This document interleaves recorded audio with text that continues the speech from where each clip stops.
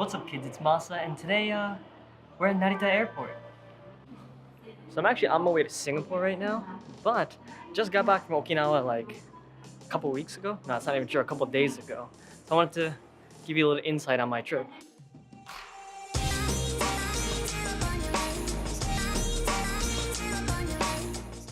So Okinawa was so cool because it was my first non-family extended stay trip. I've done like one-day trips with my girlfriend before, but never done like a multiple night one. So it was a really, really cool experience. So I wanted to share with you guys just the things that I learned on my trip to Okinawa, especially if you're visiting from Japan. So there's about 5 different things that I want to talk to you guys about. Alright, number 1, you need to have a car in order to get anywhere. I mean, you don't need when there are buses and whatnot, but having a car and having your license just makes it so much more convenient.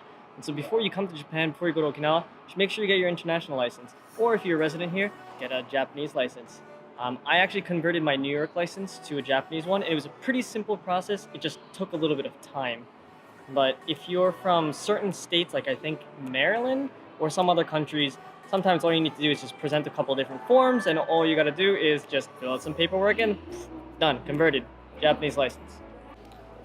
Another thing was that we got our rental car through the travel agency, and so we booked our flight, hotel, and rental all in one package, and it made things a lot simpler. All we need to do is get off the plane, get out of the airport, and just go across the street to the rental car place, and they just gave us the car there.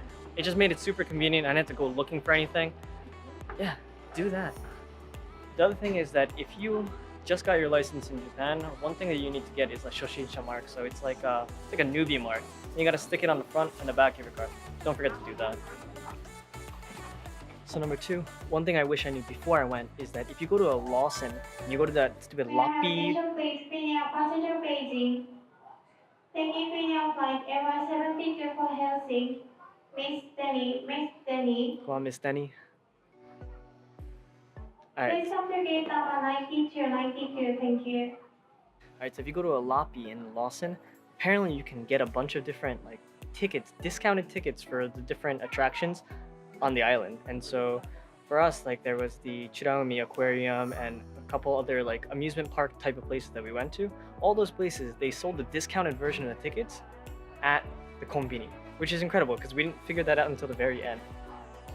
But I mean, it's like 80 yen, 100 yen off each thing, but you know, it adds up.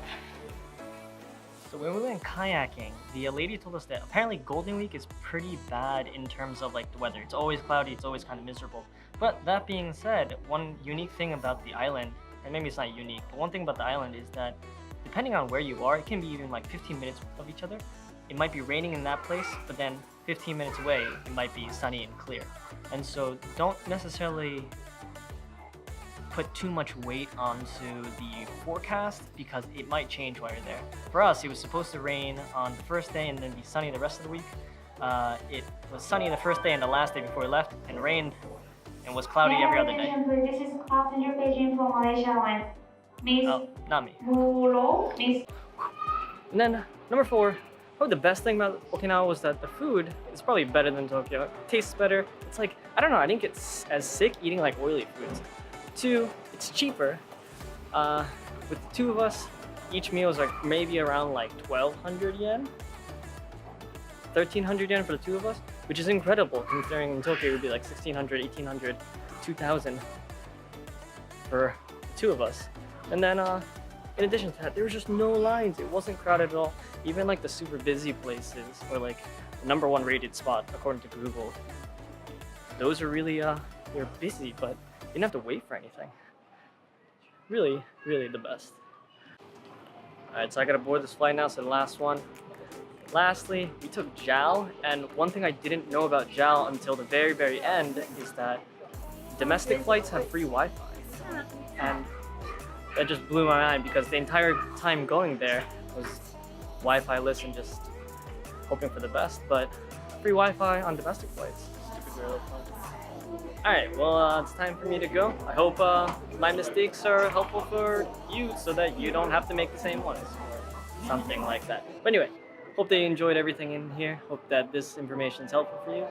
But time for me to get on this plane and then hopefully not crash and burn. So Catch you next time. Keep doing the things. Peace. See ya.